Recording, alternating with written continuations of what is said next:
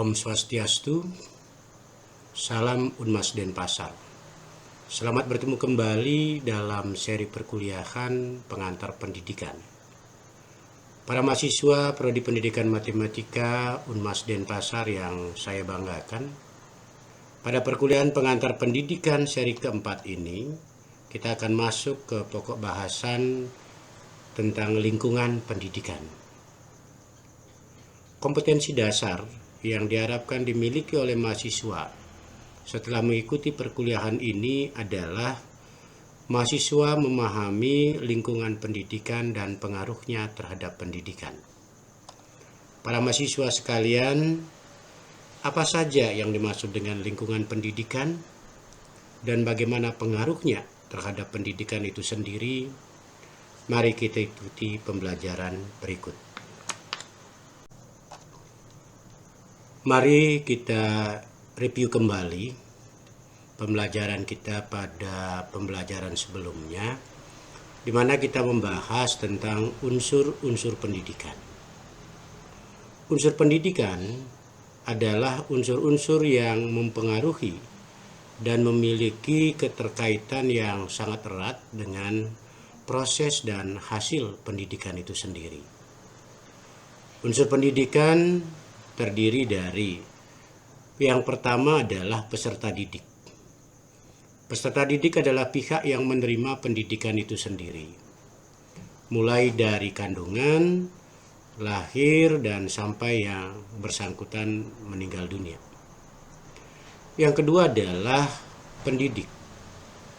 Pendidik adalah orang yang membantu para peserta didik dalam mengembangkan potensi kemanusiaannya. Mereka memiliki tanggung jawab untuk proses perkembangan dari para peserta didik. Selanjutnya yang ketiga adalah interaksi edukatif. Interaksi edukatif adalah hubungan timbal balik antara peserta didik dan pendidik dalam proses pembelajaran.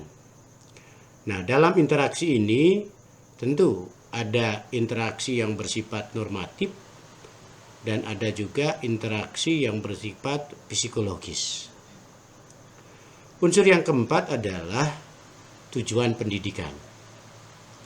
Tujuan pendidikan adalah untuk mengembangkan potensi dari peserta didik, bisa meliputi tujuan yang bersifat universal, bisa ada tujuan yang bersifat nasional, tujuan yang bersifat institusional, tujuan kurikuler, dan tujuan instruksional. Unsur pendidikan yang kelima adalah materi pendidikan. Materi pendidikan adalah isi atau bahan yang diajarkan oleh pendidik kepada peserta didik.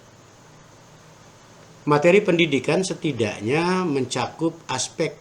Yang pertama ada aspek kesadaran spiritual, ada aspek kesadaran diri, ada kecakapan berpikir rasional, kecakapan berpikir sosial, kesadaran akan lingkungan, dan juga ada kecakapan vokasional.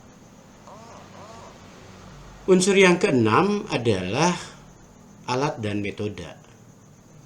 Alat dan metode adalah segala sesuatu yang dilakukan dan digunakan dalam mendukung kegiatan pendidikan untuk mencapai tujuan yang telah direncanakan dalam kurikulum pendidikan itu sendiri. Sedangkan unsur yang ketujuh adalah unsur lingkungan pendidikan. Unsur lingkungan pendidikan adalah lokasi maupun suasana terjadinya proses pendidikan itu sendiri, yang meliputi lingkungan, lokasi, bisa dimaknai sebagai keluarga, lingkungan, atau masyarakat.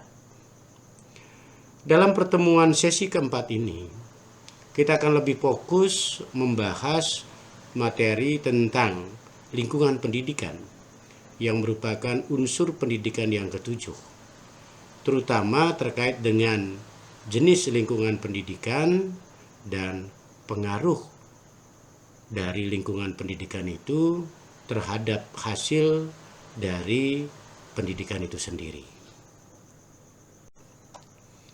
para mahasiswa Prodi Pendidikan Matematika Unmas Denpasar, para pejuang pendidikan Indonesia yang saya banggakan. Berbicara masalah pendidikan, kita tidak bisa lepas dari yang namanya lingkungan pendidikan. Lalu apakah yang dimaksud dengan lingkungan pendidikan itu? Lingkungan pendidikan adalah tempat atau lingkungan dan segala sesuatu yang ada di sekitar kita, yang dengan sengaja digunakan sebagai alat untuk berlangsungnya proses pendidikan. Lalu apa saja cakupan dari lingkungan pendidikan itu? Bahwa lingkungan pendidikan itu mencakup yang disebut dengan lingkungan fisik, ada yang disebut dengan lingkungan budaya, dan ada juga yang disebut dengan lingkungan sosial. Termasuk lingkungan pendidikan, dalam definisi yang kita bahas dalam pembahasan kita ini adalah misalnya rumah, sekolah, masyarakat, buku, alat peraga, pakaian, kendaraan, dan lainnya. Lalu, apa fungsi dari lingkungan pendidikan itu? Secara umum, fungsi lingkungan pendidikan adalah sebuah alat untuk membantu peserta didik dalam melakukan interaksi dengan berbagai lingkungan sekitarnya dan berbagai sumber daya pendidikan yang tersedia agar dapat mencapai tujuan pendidikan yang diinginkan tercapainya secara optimal. Dengan demikian, lingkungan merupakan faktor yang sangat menentukan dan mempengaruhi perkembangan peserta didik. Dan tentu juga mempengaruhi kualitas sumber daya manusia sebagai peserta didik. Saudara mahasiswa yang saya banggakan, tentu saudara masih ingat dengan tokoh pendidikan kita. Beliau adalah Ki Hadjar Dewantoro. Ki Hadjar Dewantoro yang pada saat kecilnya bernama Suwardi Suryaningrat adalah tokoh pendidikan nasional kita yang lahir di Yogyakarta pada tanggal 2 Mei tahun 1889. Beliau adalah pahlawan pendidikan Indonesia.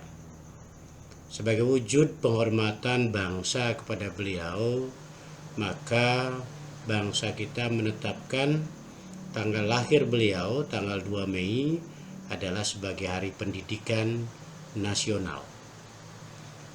Tentu sangat banyak masukan dan ide-ide kreatif beliau yang dijadikan oleh bangsa ini sebagai sebuah pedoman di dalam penyelenggaraan sistem pendidikan nasional kita. Pada pembahasan minggu lalu, kita juga sudah membahas tentang semboyan pendidikan yang ditelurkan oleh beliau. Ingarso sung tulodo ing madya mangun karso tuturi handayani. Terkait dengan lingkungan pendidikan yang menjadi topik bahasan kita pada pertemuan ini, beliau juga memiliki andil yang sangat besar, di mana terkait dengan lingkungan pendidikan, Ki Hadjar Dewantoro menyatakan bahwa lingkungan pendidikan merupakan pusat dari pendidikan itu sendiri. Sekali lagi, menurut Ki Hadjar Dewantoro, bahwa lingkungan pendidikan merupakan pusat dari pendidikan itu sendiri. Dan menurut beliau, ada 3 pusat pendidikan. Dan ketiganya itu beliau sebut dengan Tri Pusat Pendidikan. Lalu apa saja yang masuk dalam Tripusat Pendidikan? Yang dimaksud dengan Tripusat Pendidikan menurut Ki Hajar Dewantoro, yang pertama adalah lingkungan masyarakat. Yang kedua adalah lingkungan sekolah. Dan yang ketiga adalah lingkungan keluarga. Bagaimana masing-masing lingkungan pendidikan tersebut? Bagaimanakah lingkungan masyarakat dan pengaruhnya terhadap pendidikan? Bagaimana lingkungan sekolah dan pengaruhnya terhadap pendidikan? Dan bagaimana juga lingkungan keluarga dan pengaruhnya terhadap pendidikan? Mari kita bahas satu persatu apa yang dimaksud dengan lingkungan pendidikan tersebut.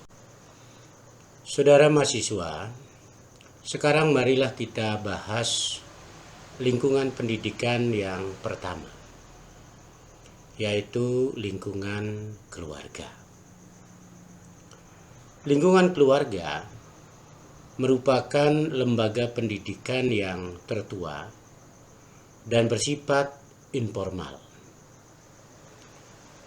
Lingkungan keluarga juga dinyatakan sebagai lingkungan pendidikan yang pertama dan utama yang dialami oleh anak sebagai peserta didik.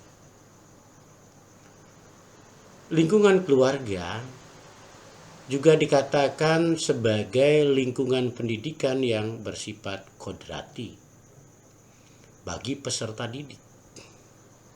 Kenapa disebut lingkungan pendidikan yang bersifat kodrati? Karena anak sebagai peserta didik tidak dapat memilih mereka mau dilahirkan di keluarga yang bagaimana. Mereka tidak bisa memilih lahir di keluarga yang pintar, tidak bisa memilih lahir di keluarga yang kaya, tidak bisa memilih di keluarga yang miskin, atau tidak bisa memilih di lingkungan keluarga yang cuek. Karena kita tidak bisa memilih inilah, maka ini berarti lingkungan keluarga itu sesungguhnya bersifat kodrati. Pola pendidikan yang akan terjadi di lingkungan keluarga itu adalah bersifat begitu adanya atau kodratnya seperti itu. Namun bukan berarti tidak bisa dilakukan perubahan, tetap bisa asal ada kemauan untuk itu. Dalam lingkungan keluarga sebagai pusat pendidikan, maka orang tua, terutama bapak dan ibu, ini wajib bertanggung jawab dalam memelihara, merawat, melindungi, dan mendidik anak agar mereka tumbuh berkembang dengan baik. Namun demikian tentu para pihak yang ada di keluarga seperti kakek, nenek, adik, dan kakak, justru tentu ini juga memberikan pengaruh terhadap kualitas pendidikan yang akan dialami oleh peserta didik itu sendiri. Namun demikian patut juga diyakini bahwa proses pendidikan di lingkungan keluarga sesungguhnya sudah terjadi sejak anak itu dilahirkan. Bahkan juga terkadang bahkan wajib juga untuk kita yakini bahwa sesungguhnya proses pendidikan kepada anak itu justru juga sudah dimulai sejak anak berada di dalam kandungan. Oleh karena itulah maka pendidikan di keluarga, ada orang membedakan menjadi dua, yaitu ada yang disebut dengan pendidikan prenatal dan pendidikan postnatal. Pendidikan prenatal itu adalah pendidikan anak selama ada dalam kandungan. Sedangkan pendidikan postnatal adalah pendidikan anak ketika masih berada di kelahiran. Artinya kembali saya tegaskan, maaf, pendidikan prenatal itu dalam kandungan, sementara pendidikan postnatal itu setelah anak itu dilahirkan. Nah, bagaimana pendidikan prenatal dan pendidikan postnatal ini? Nah, ini kita akan coba bahas secara lebih rinci pada slide berikutnya. Saudara mahasiswa program studi pendidikan matematika Unmas Denpasar yang saya banggakan, berikut kita akan bicara tentang bagaimana agama memberikan ajaran kepada kita tentang pendidikan prenatal dan prenatal itu sendiri. Saudara mahasiswa, bahwa patut kita yakin bahwa sesungguhnya adat tradisi dan ajaran agama telah memberikan tuntunan kepada kita tentang pentingnya lingkungan keluarga sebagai pusat pendidikan. Dalam adat tradisi utamanya adat tradisi Bali dan Jawa, serta kemungkinan juga adalah adat dan tradisi lainnya di Indonesia, telah memberikan perhatian yang serius juga tentang bagaimana pendidikan prenatal atau pendidikan dalam kandungan dilakukan oleh setiap individu. Khusus bagi umat Hindu, terkait pendidikan prenatal anak, ada ritual dan pantangan yang harus dilakukan. Seperti misalnya ada pelaksanaan ritual upacara janin dalam kandungan yang disebut dengan upacara menggedong-gedongan atau disebut juga dengan upacara garba wedana. Dilaksanakan saat janin berusia 5 bulan Bali, atau kalau dibuat ke Masehi ya sekitar 6,5 bulan Masehi lah. Nah, saat ini janin itu sudah berada dalam kondisi yang sempurna sesungguhnya dilihat dari fisiknya sebagai janin. Nah, tujuan dari pelaksanaan upacara garba wedana atau menggedong-gedongan ini adalah untuk membuat agar janin bisa kuat dan dapat berproses sempurna serta tidak keguguran. Nah, itu adalah wujud daripada perhatian orang tua kepada janin, cabang bayi ya, yang ada di dalam kandungan istrinya. Tentu ini adalah sebuah pendidikan yang sangat penting juga bagi kepedulian lingkungan keluarga terhadap janin yang ada dalam tubuh sang istri. Contoh lainnya adalah adanya pantangan bagi suami atau bapak untuk tidak melakukan tindakan-tindakan yang berpotensi membuat istri menjadi marah-marah, sedih, atau perilaku lainnya yang berpotensi akan mempengaruhi kejiwaan si ibu dan otomatis juga akan mempengaruhi kejiwaan anak yang ada dalam kandungan. Ada kebiasaan orang tua atau lelaki untuk tidak mencukur rambut selama anak ada dalam kandungan. Nah, perilaku ini adalah sebuah pendidikan sikap untuk suami, untuk bapak, untuk menjaga perasaan istri. Nah, itu contoh-contoh perilaku atau kegiatan adat tradisi yang terkategori dalam pendidikan prenatal. Selanjutnya, adat dan tradisi, utamanya adat dan tradisi Bali agama Hindu, juga melakukan beberapa kegiatan ritual terkait dengan pendidikan prenatal atau pendidikan setelah lahir. Di antaranya, pertama ada upacara kelahiran atau Jata Karma Samkara. Ini ucapan syukur atas kelahiran. Ada upacara Kepuspuser, upacara pertanda melepaskan ketergantungan pada yang disebut dengan catur sana, 4 saudara dalam kelahiran.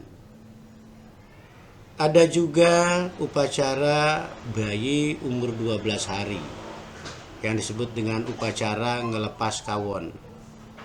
Maknanya melepas segala kotoran yang ada pada tubuh anak dan ibunya. Dan umumnya juga pada saat ini ada pemberian nama secara resmi gitu. Nah, selanjutnya ada lagi upacara yang disebut dengan upacara kambuhan, tutup kambuhan 42 hari, bulan pitung dini orang Bali bilang. Kemudian ada upacara nelubulanin, ya. Ini 105 hari yang juga disebut dengan Niskramana Samskara, ya. Kemudian ada upacara otonan umur 6 bulanan, 210 hari. Kemudian upacara tumbuh gigi, ini upacara ngepugin, ya, mana anak pada saat anak sudah mulai tumbuh gigi. Ini pembelajaran juga apa yang boleh dilakukan, apa yang tidak boleh dilakukan. Upacara tanggalnya gigi pertama itu upacara mekupa, ini juga ada. Kemudian upacara menek doho ya, itu Narah Raja Swala. Kemudian upacara potong gigi dan upacara perkawinan. Ini adalah beberapa ritual ya, ritual pendidikan setelah anak itu lahir. Nah, demikian pendidikan prenatal dan pendidikan prenatal kalau kita tinjau dari sudut adat tradisi dan agama.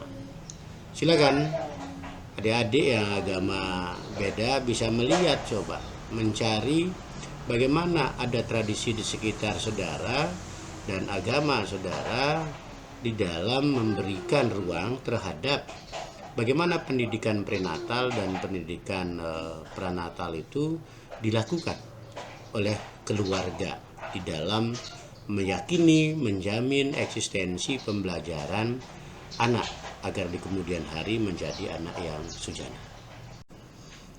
Para pejuang pendidikan yang saya banggakan, selanjutnya mari kita bahas fungsi dari pendidikan keluarga sebagai lingkungan pendidikan yang pertama dan yang utama.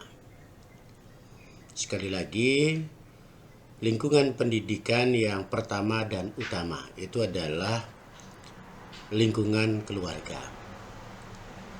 Untuk memaksimalkan fungsi lingkungan pendidikan, maka patut untuk dikembangkan dan dijaga situasi kondusif. Dalam hal ini adalah lingkungan keluarga. Sekali lagi, patut dijaga situasi kondusif dalam lingkungan keluarga. Terkait dengan hal ini, kembali tokoh pendidikan kita, tokoh nasional kita Bapak Ki Hajar Dewantoro mengemukakan bahwa suasana kehidupan keluarga adalah tempat yang sebaik-baiknya untuk melakukan pendidikan, baik untuk pendidikan yang bersifat individu maupun pendidikan sosial. Oleh karena itu, tentu orang tua dan keluarga lainnya harus memberikan situasi yang kondusif, situasi yang baik kepada perkembangan anak sebagai peserta didik. Keluarga merupakan tempat yang utama untuk melangsungkan pendidikan ke arah pembentukan pribadi yang utuh. Sekali lagi bahwa keluarga itu merupakan tempat yang utama untuk melangsungkan pendidikan ke arah pembentukan pribadi yang utuh. Seperti apa keinginan, seperti apa kemauan daripada orang tua, dari keluarga itu kepada anaknya. Selanjutnya, pendidikan keluarga itu berfungsi pertama sebagai pengalaman pertama masa kanak-kanak. Anak-anak kita mendapatkan pengalaman yang luar biasa untuk pertama kali adalah tentu dari keluarga, dari orang tua, dari kakek nenek, atau dari saudara-saudara yang mereka miliki. Inilah pengalaman pertama mereka yang dia dapatkan di masa kanak-kanak, itu di rumah, di lingkungan keluarga. Selanjutnya, bahwa fungsi daripada pendidikan keluarga juga untuk menjamin kehidupan emosional anak. Nah, kehidupan emosional dari anak itu wajib ya dijaga oleh lingkungan keluarga. Jangan sampai ada pihak lain yang lebih banyak melakukan intervensi terhadap emosional anak. Ini lagi akan menjadi berbahaya. Sehingga kembali, fungsi pendidikan keluarga yang kedua adalah menjamin kehidupan emosional anak. Fungsi yang ketiga adalah menanamkan dasar pendidikan moral. Dasar-dasar pendidikan moral itu ditanamkan oleh orang tua kepada anaknya. Kalau orang tuanya memberikan dasar pendidikan moral yang bagus, maka untuk pendidikan, lingkungan pendidikan yang lainnya, tentu ini akan bisa menjadi dasar yang kuat gitu. Tetapi kalau kemudian orang tua memberikan dasar moral yang kurang baik, yang rapuh, maka lingkungan pendidikan yang lainnya pun akan mengalami kesulitan juga untuk mengembalikan bagaimana moral anak itu. Nah, kemudian yang keempat, bahwa pendidikan keluarga berfungsi untuk memberikan dasar pendidikan sosial. Ya. Pendidikan keluarga, orang tua, kemudian kakek nenek dan keluarga yang lain, ini akan bisa memberikan berikan dasar pendidikan sosial tentang bagaimana anak akan bisa berinteraksi secara sosial. Orang tua yang membelenggu kehidupan anaknya hanya untuk di keluarga dan kemudian tidak diberikan aktivitas keluar, ini juga akan berbahaya, sehingga mereka tidak memiliki kepedulian sosial. Tetapi orang tua yang selalu memberikan kebebasan tentang kehidupan sosial di masyarakat tanpa juga menjaga emosional dan pendidikan moralitasnya daripada anak, ini juga akan berbahaya. Dan kemudian fungsi yang kelima ini adalah untuk meletakkan dasar-dasar pendidikan agama bagi anak-anak. Ya, orang tua lah yang akan bisa memberikan lebih banyak bagaimana pendidikan agama itu kepada anak. Tidak bisa kita serahkan kepada orang lain. Sekali lagi, saudara mahasiswa sekalian, saya sampaikan dan kita tegaskan bahwa lingkungan pendidikan keluarga atau lingkungan keluarga merupakan lingkungan pendidikan yang utama, lingkungan pendidikan yang pertama dan utama bagi peserta didik di dalam melaksanakan proses pendidikannya. Oleh karena itu, mari anak-anakku semua, saudara semua, bagaimana kita bisa mengimplementasikan, kemudian bisa menerapkan dengan efektif peran daripada pendidikan keluarga di dalam menanamkan pendidikan moral, pendidikan sosial, dan ilmu pengetahuan kepada anak-anak kita semua. Saudara mahasiswa yang saya banggakan, keluarga merupakan tempat atau wahana dalam pendidikan watak, pendidikan budi kerti, dan pendidikan untuk kepentingan sosial. Namun seirama dengan perkembangan kehidupan, sering terjadi permasalahan tersendiri di dalam lingkungan pendidikan di keluarga.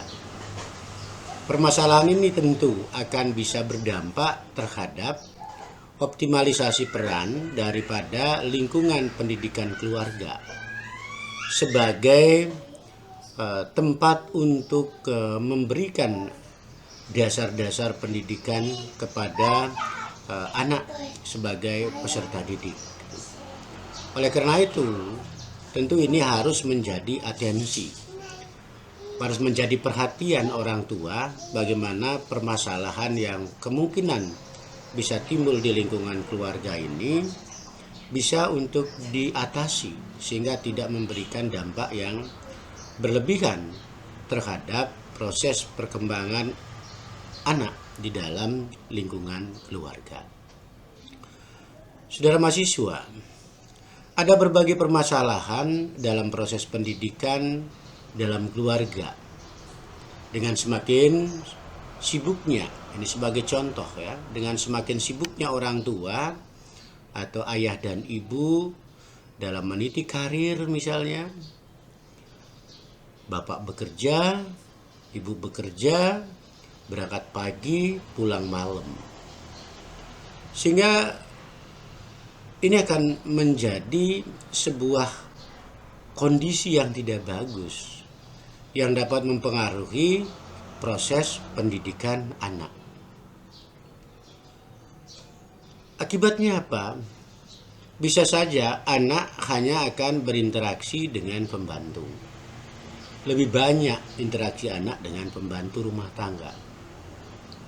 Konsekuensinya, ada kedekatan anak akan menjadi lebih dekat dengan pembantunya. Jauh dari orang tua dan lebih dekat dengan pembantu. Nah, ini akan berisiko kalau pembantunya juga nanti tidak bisa memberikan dasar-dasar pendidikan yang semestinya didapat anak di dalam pendidikan keluarga. Contoh lain misalnya, karena kesibukan kemudian anak dititip di tempat penitipan anak. Konsekuensinya, interaksi dengan sesama anak dan guru di tempat penitipan anak yang menjadi lebih dominan. Ini akan menjadi lebih dominan. Dan kemungkinan bisa akan menjadi cukup baik juga. Asal mana tempat penitipan anak itu benar-benar terjamin. Namun gitu, orang tua tetap wajib memberikan yang terbaik dengan anak-anaknya. Tidak hanya sekedar menitip. Menitip ini adalah juga sudah merupakan sebuah kekurangan yang dilakukan di dalam proses pendidikan di lingkungan keluarga. Tetapi jangan kemudian ini juga semakin ditambah dengan tidak adanya perhatian lebih dari orang tua juga. Kemudian ada juga kondisi di mana anak diserahkan kepada orang tua akibat ayah dan ibunya sibuk. Konsekuensinya, tentu interaksi dengan kakek dan neneknya yang akan terjadi lebih banyak dibandingkan dengan ayah dan ibunya. Nah, interaksi ini tentu akan bisa berdampak juga karena pola asuh kakek dan nenek itu tentu akan berbeda dengan pola asuh jika dilakukan oleh ayah dan ibunya. Kedekatan anak kepada kakek dan nenek, nah, apalagi kalau kita sering bilang sayangnya kakek dan nenek ini tentu akan berbeda kepada sayangnya kepada anak. Sering kakek dan nenek ini bisa memberikan pelayanan-pelayanan tertentu yang justru bisa membuat anak terlalu manja. Nah, ini bahkan sering terjadi juga, justru akan terjadi orang tuanya justru marah-marah kepada kakek neneknya karena dianggap neneknya dan kakeknya memberi perhatian yang berlebihan kepada anaknya. Sementara mereka sendiri lupa bahwa mereka juga mesti memiliki kewajiban lebih untuk memperhatikan anaknya. Nah, inilah berbagai permasalahan yang terjadi di dalam pendidikan keluarga. Bahkan ada juga problematika lain di dalam pendidikan keluarga terkait dengan bagaimana anak itu mendapatkan kebebasan yang terbatas tentunya dari orang tua untuk melakukan proses interaksi sosial dan pendidikan yang lebih. Nah, ini juga orang tua terkadang komunikasinya dengan anak, komunikasi dengan keluarga bisa jadi menyebabkan sebuah kendala. Kendala yang serius juga di dalam pendidikan keluarga itu. Tetapi satu hal yang patut diingat, dipahami sekali lagi, permasalahan ini harus diatasi untuk memberikan pendidikan yang luar biasa, pendidikan yang sepantasnya di dalam lingkungan keluarga. Sehingga orang tua adalah guru yang pertama dan utama di dalam lingkungan keluarga. Oleh karena itu, orang tua juga harus belajarkan diri untuk bagaimana mereka bisa menjadi guru kepada anak-anaknya. Ya, bukan hanya sekedar guru rupake, guru orang tua, tetapi juga dia harus bisa menjadi guru pengajian yang menuntun, memberikan ilmu pengetahuan kepada anak-anaknya. Saudara mahasiswa sekalian, selanjutnya kita akan masuk ke pembahasan tentang lingkungan sekolah. Bahwa lingkungan keluarga adalah lingkungan pendidikan yang pertama dan utama. Itu sekali lagi wajib untuk diingat, dipahami, dicamkan, dan diimplementasikan di dalam kehidupan sehari-hari. Namun demikian, tidak semua tugas mendidik dapat dilaksanakan oleh orang tua dalam lingkungan pendidikan keluarga.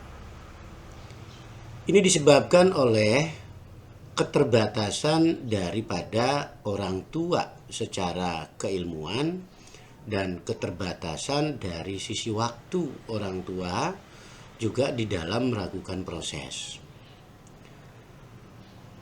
Keterbatasan orang tua dalam pengetahuan, bahwa tidak semua orang tua memiliki pengetahuan terhadap semua ilmu pengetahuan. Ini menjadi kendala juga, ya, sehingga pendidikan ini tidak bisa dilakukan di dalam lingkungan keluarga. Seperti pendidikan dan pengajaran terkait dengan ilmu pengetahuan dan keterampilan. Tentu tidak semua orang tua bisa mengajarkan ilmu fisika kepada anaknya. Tidak semua orang tua bisa mengajarkan ilmu ekonomi kepada anaknya, ilmu matematika kepada anaknya. Karena tidak bisa, maka ini perlu dilakukan, perlu anak dibawa ke lingkungan pendidikan yang lain, yaitu lingkungan sekolah. Tidak semua orang tua juga, ibu juga bisa memberikan keterampilan tertentu kepada anaknya. Oleh karena itu, orang tua patut membawa anaknya ini kepada lingkungan pendidikan lain untuk mendapatkan keterampilan, yaitu lingkungan pendidikan sekolah. Pada kondisi kehidupan yang semakin kompleks, ya, oleh karenanya anak akan perlu persiapan khusus untuk mencapai masa dewasanya. Anak akan perlu mendapatkan pengetahuan yang lebih, pengetahuan kekinian, pengetahuan dari semua ilmu pengetahuan yang mungkin bisa dia dapatkan. Keterampilan dari berbagai keterampilan perlu mereka juga dapatkan. Ini untuk apa? Untuk mencapai masa depan mereka, untuk kehidupan di masa depan mereka. Karena tanpa pengetahuan dan keterampilan ini, niscaya mereka akan bisa melaksanakan kehidupan dengan lebih baik di dunia ini. Persiapan ini tentu perlu waktu. Persiapan ini tentu perlu tempat. Dan persiapan ini tentu perlu proses. Dengan demikian, orang tua perlu lembaga tertentu untuk menggantikan fungsi keluarga, untuk menggantikan sebagian fungsi keluarga di dalam mendidik anak untuk mendapatkan ilmu pengetahuan dan keterampilan yang tidak bisa dilakukan oleh orang tua. Lembaga inilah yang disebut dengan sekolah. Lingkungan sekolah, sekolah sebagai pusat pendidikan. Tingkat sekolah mana yang ada? Nah, kalau kita di Indonesia, saat ini kita punya sekolah taman kanak-kanak, kita punya sekolah dasar, kita punya SMP, SMA, dan perguruan tinggi. Ini adalah sekolah-sekolah formal, ya, sekolah-sekolah formal yang diada dan kemudian dilegalkan oleh pemerintah di dalam memberikan pendidikan dan pengajaran kepada anak-anak bangsa kita sebagai peserta didik. Pengelolaan sekolah ini pun di dalam sistem pendidikan kita bisa dilakukan, dikelola oleh pihak swasta, oleh pemerintah secara umum, dan juga ada sekolah yang dilaksanakan oleh pemerintah dalam kondisi kedinasan. Nah, sekolah sebagai pusat pendidikan, sekolah sebagai lingkungan pusat pendidikan, sekali lagi ini diberikan tugas lebih untuk bagaimana mengatasi kekurangan-kekurangan yang tidak bisa dilakukan di dalam lingkungan keluarga. Saudara sekalian, para mahasiswa yang saya banggakan, masih kita bicara tentang lingkungan sekolah.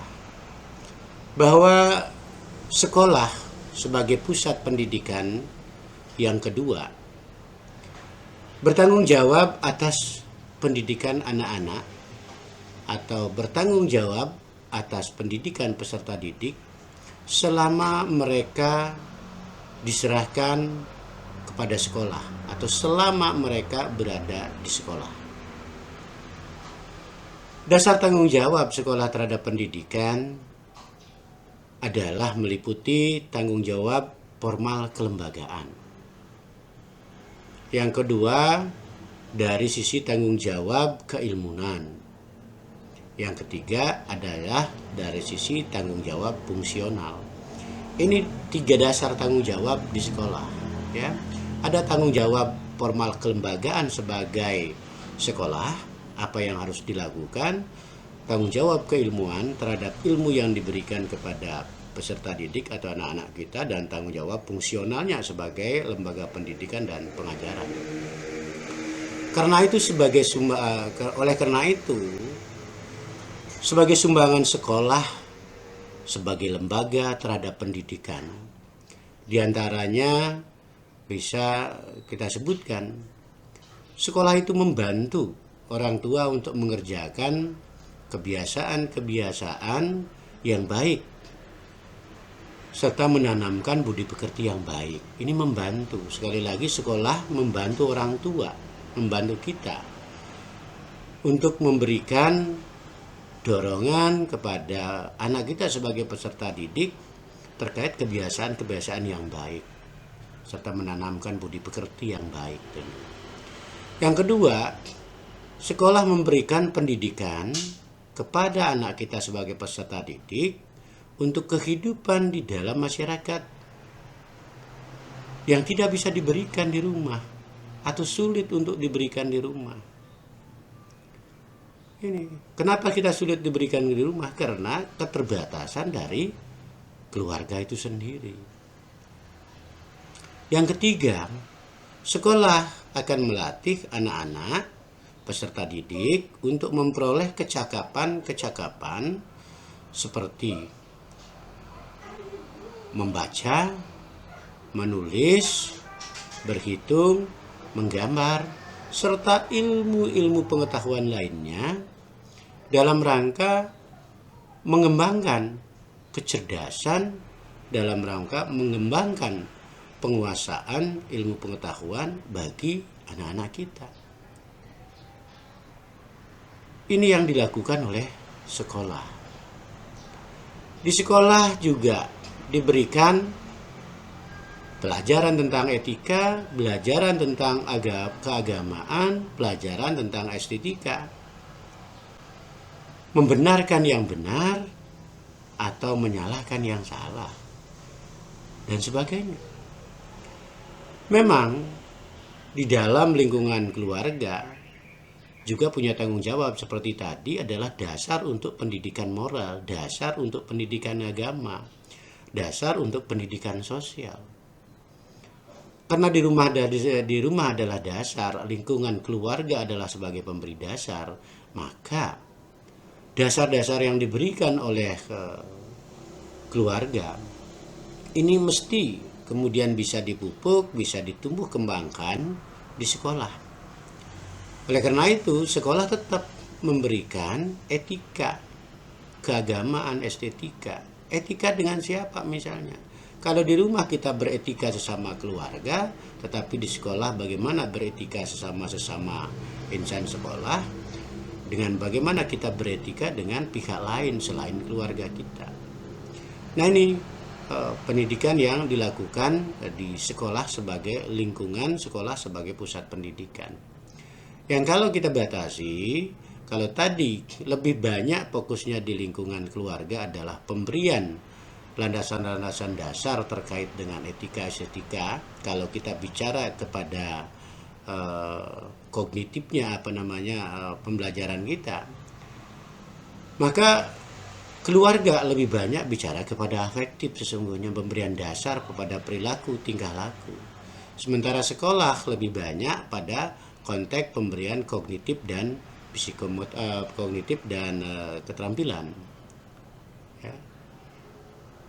Nah, ini yang dilakukan oleh lingkungan sekolah. Meskipun ya lingkungan sekolah tidak akan terlepas dengan bagaimana dia tetap juga memberikan pemahaman, pembelajaran dasar etika atau afektif, kemudian dia mengembangkan kognitif anak, ya, mengembangkan kognitif anak, dan kemudian juga mengembangkan keterampilan dari anak-anak kita.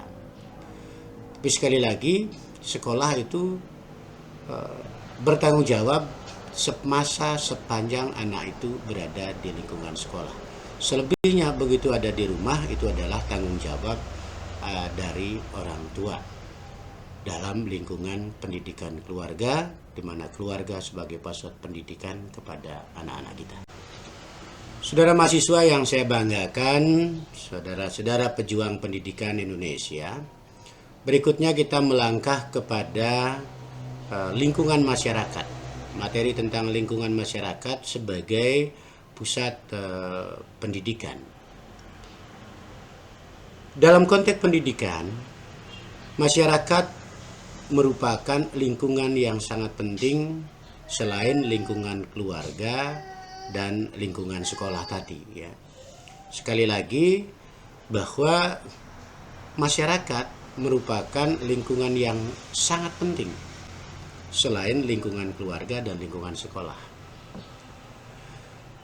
Pendidikan yang dialami dalam masyarakat telah mulai ketika anak-anak untuk beberapa waktu setelah dia lepas dari asuhan keluarga dan berada di luar pendidikan sekolah.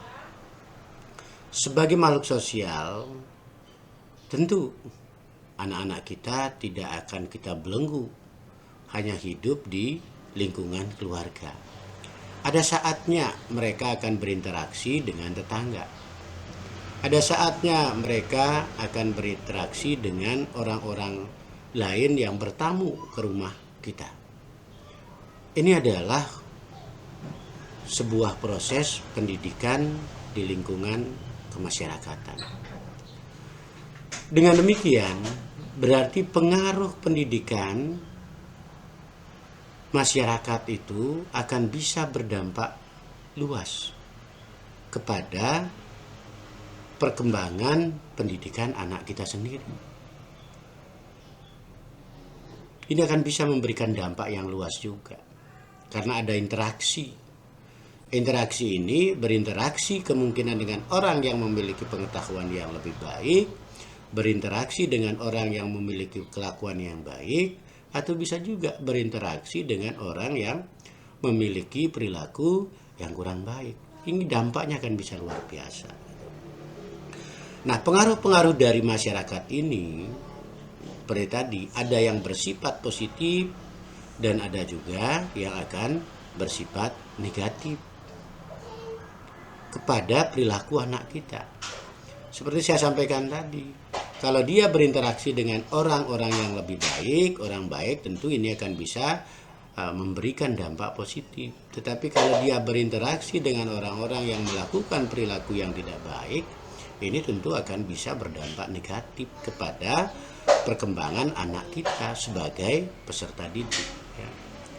Nah, yang dimaksud dengan pengaruh yang bersifat positif itu adalah segala sesuatu yang membawa pengaruh baik terhadap pendidikan dan perkembangan anak. Ini adalah dampak positif kita bila ada di lingkungan pendidikan masyarakat. Memberikan pengaruh baik terhadap pendidikan dan perkembangan anak, itu adalah dampak positifnya.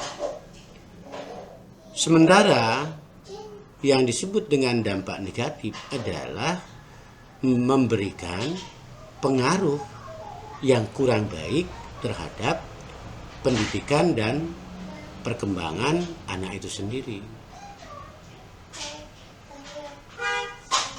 Ini yang patut ya sekali lagi untuk kita cermati, untuk kita pahami, sehingga orang tua nanti bisa memilah dan memilih lingkungan masyarakat yang baik untuk anak-anaknya. Sehingga kita tidak melepas begitu saja. Kapan anak kita itu harus berada di lingkungan yang bagaimana? Dan untuk apa anak kita berada di lingkungan yang seperti apa? Ini patut menjadi perhatian dari orang tua. Karena sekali lagi, orang tualah yang sesungguhnya paling bertanggung jawab terhadap mau dibawa kemana gitu pendidikan dan perkembangan anaknya. Nah, itu yang kita maksud dengan masyarakat sebagai pusat pendidikan. Saudara sekalian, seperti apa yang saya sampaikan tadi, pengaruh dari lingkungan masyarakat sebagai pusat pendidikan itu ada dua, bisa berpengaruh positif, bisa juga memberikan pengaruh yang negatif. Kita ambil pengaruh yang positif lah, saudara. Pengaruh positif itu adalah segala macam pengaruh yang menuju kepada hal-hal yang baik dan memberikan nilai tambah bagi pendidikan dan perkembangan anak. Sekali lagi, ini tentu memberikan dampak yang positif terhadap perkembangan pendidikan dan perkembangan perilaku, pengetahuan, keterampilan anak. Sebagai contoh misalnya, anak menjadi anggota perkumpulan organisasi kepemudaan, organisasi kemasyarakatan yang positif. Misal kalau di kampus ikut menjadi anggota Badan Eksekutif Mahasiswa, bisa menjadi pengurus himpunan mahasiswa program studi. Dan kalau di masyarakat luas, misalnya ikut anggota Sekotruna, ikut menjadi pengurus Yawana, ikut menjadi pengurus Karang Taruna, ikut menjadi pengurus kelembagaan sosial kemasyarakatan yang lain. Nah, ini tentu di dalamnya akan didapat ilmu pengetahuan, keterampilan, sikap perilaku tentang bagaimana kehidupan bersosial masyarakat. Nah, ini dampak positifnya, dampak positif dari lingkungan sosial kemasyarakatan atau masyarakat sebagai pusat pendidikan. Selanjutnya kita membahas pengaruh negatif, ya. Pengaruh negatif dari masyarakat sebagai pusat pendidikan. Yang dimaksud dengan pengaruh negatif itu adalah segala macam pengaruh yang menuju kepada hal-hal yang tidak baik atau yang merugikan bagi pendidikan dan perkembangan anak itu sendiri. Sekali lagi, yang disebut dengan pengaruh negatif itu adalah segala hal yang tidak baik dan merugikan bagi pendidikan dan perkembangan anak sebagai peserta didik. Nah, pengaruh yang bersifat negatif ini tidak terhitung banyaknya di dalam masyarakat. Tadi memang ada yang positif, tetapi di balik yang positif itu akan ada juga yang negatif. Ini yang konsep Ruwo Bineda, baik dan buruk, positif dan negatif itu ada.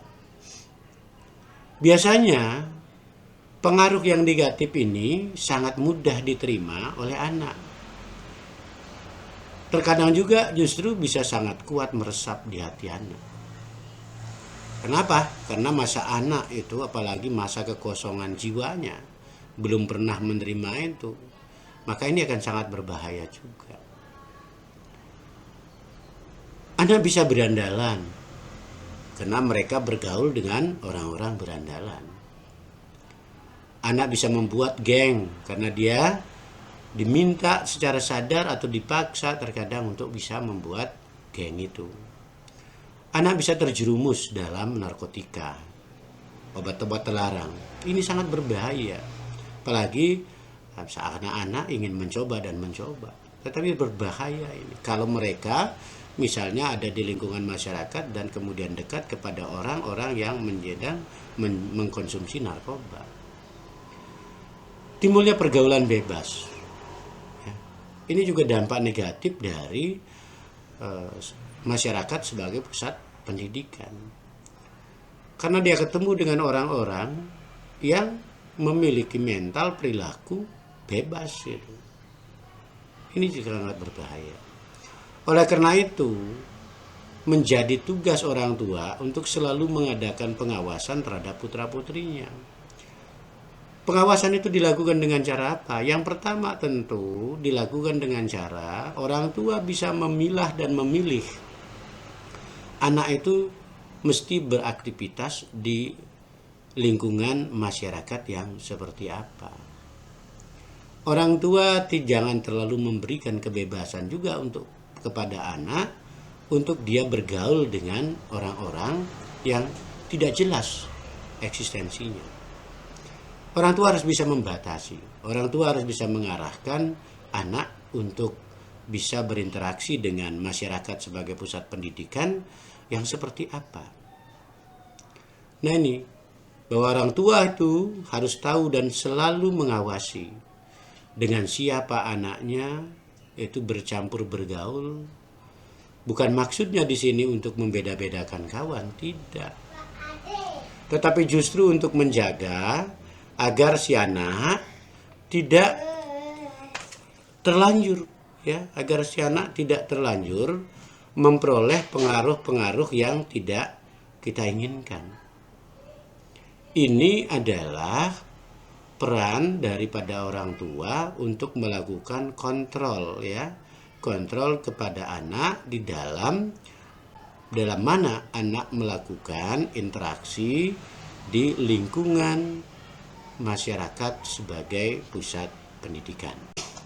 Saudara mahasiswa yang saya banggakan dan saya hormati, karena juga sebagai pejuang pendidikan, bagaimana pengaruh Tripusat Pendidikan terhadap perkembangan peserta didik? Setelah kita mengkaji, membahas dari tadi, bahwa perkembangan peserta didik itu dipengaruhi oleh berbagai faktor. Ada faktor hereditas, ya, ada faktor lingkungan, ada proses perkembangannya, dan ada juga sesungguhnya bahwa perkembangan kita itu adalah ada anugerah tertentu dari Sang Maha Kuasa, itu Sang Yang Widiwasa atau Tuhan Yang Maha Kuasa. Ya. Ini adalah yang tidak. Tetapi tadi kita lebih banyak membahas perkembangan peserta didik yang dipengaruhi oleh lingkungan, yang dimana kita sebut dengan Tripusat Pendidikan. Ini untuk faktor lingkungan. Sekali lagi untuk faktor lingkungan. Peranan daripada Tri Pusat Pendidikan itulah yang paling menentukan. 3 pusat pendidikan inilah yang paling menentukan. Baik Tri Pusat Pendidikan ini berjalan secara sendiri-sendiri maupun secara bersama-sama untuk mencapai tujuan pendidikan, yakni membangun dan menyiapkan sumber daya manusia pembangunan yang bermutu. Menyiapkan sumber daya manusia, menyiapkan anak didik kita agar bisa menjadi sumber daya yang berkualitas. Ini tanggung jawab dari Tri Pusat Pendidikan, baik secara sendiri maupun secara bersama-sama. Nah, agar tercipta tujuan pendidikan tersebut, maka hendaklah lingkungan keluarga, lingkungan sekolah, dan lingkungan masyarakat ini bersama-sama berperan aktif dalam hal memberikan pelatihan, pengajaran, pembimbingan yang nantinya akan membantu anak-anak atau peserta didik untuk menemukan jati dirinya dengan mengembangkan pengetahuan dan keterampilan yang ada potensinya pada anak itu.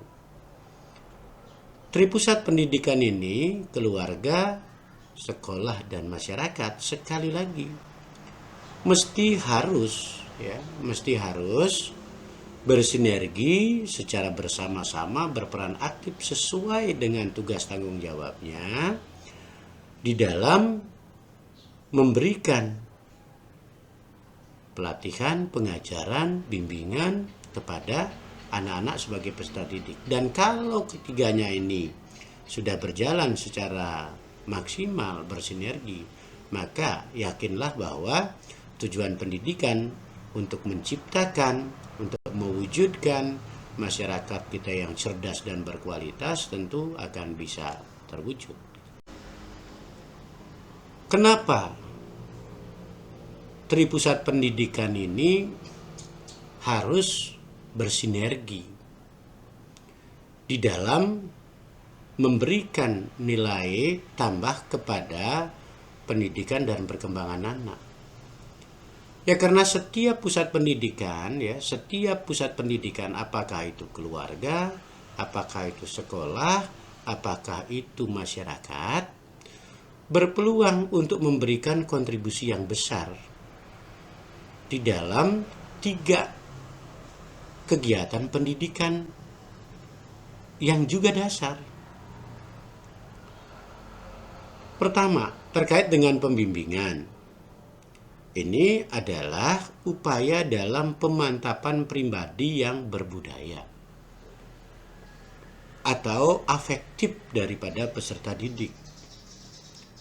Tingkah laku dari peserta didik.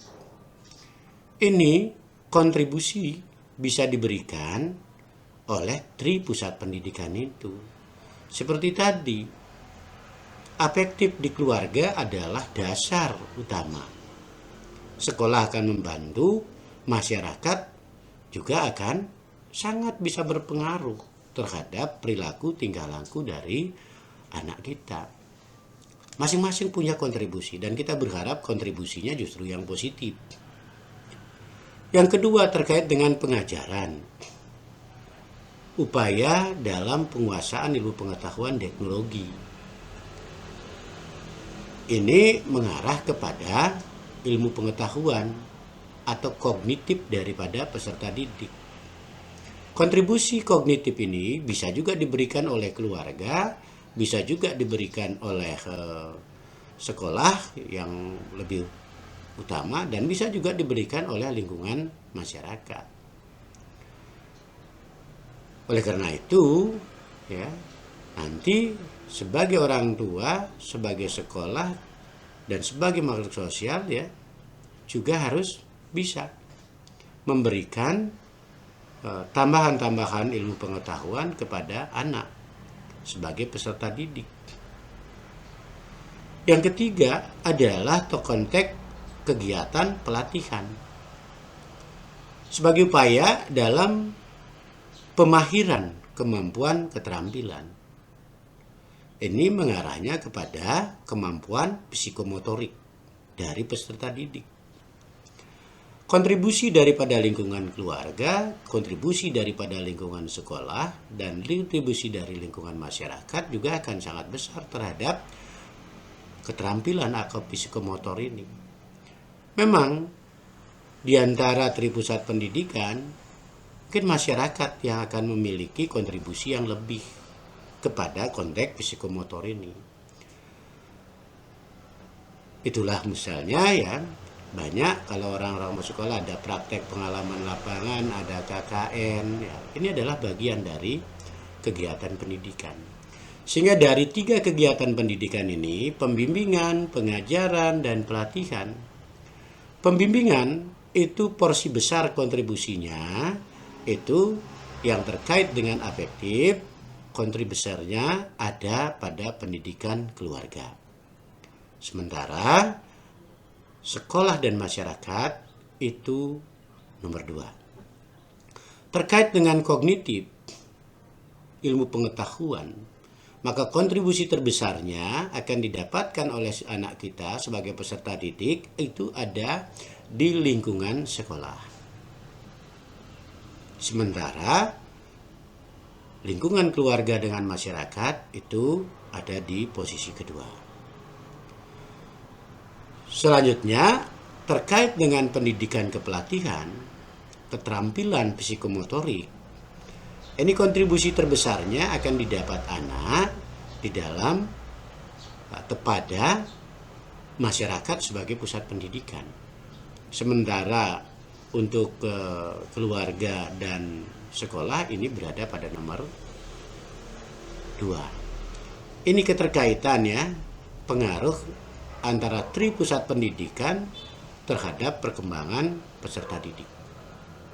Saudara sekalian, mahasiswa Prodi Pendidikan Matematika yang saya banggakan, demikian materi yang bisa kita bahas, kita sampaikan pada pertemuan sesi kali ini, di mana kita sedari tadi membahas tentang lingkungan pendidikan, yang lebih kita terkonsentrasi kepada tripusat pendidikan sebagaimana didengungkan, dicanangkan oleh Ki Hajar Dewantoro, di mana tripusat pendidikan itu adalah lingkungan keluarga sebagai pusat pendidikan, lingkungan sekolah sebagai pusat pendidikan, dan lingkungan masyarakat sebagai pusat pendidikan dengan berbagai karakter, dengan berbagai pengaruh dan berbagai kontribusinya. Semoga materi yang saya sampaikan dari tadi bisa menambah wawasan kita semua terhadap pendidikan di Indonesia ini. Dan untuk selanjutnya kami persilahkan mahasiswa untuk memperdalam dengan cara mencari dan mencari sumber-sumber yang lain terkait dengan lingkungan pendidikan ini. Dan untuk selanjutnya kita akan akhiri pertemuan ini, dan semoga kita akan bisa bertemu kembali dalam sesi yang berikutnya dengan topik yang berbeda. Sekian dan terima kasih.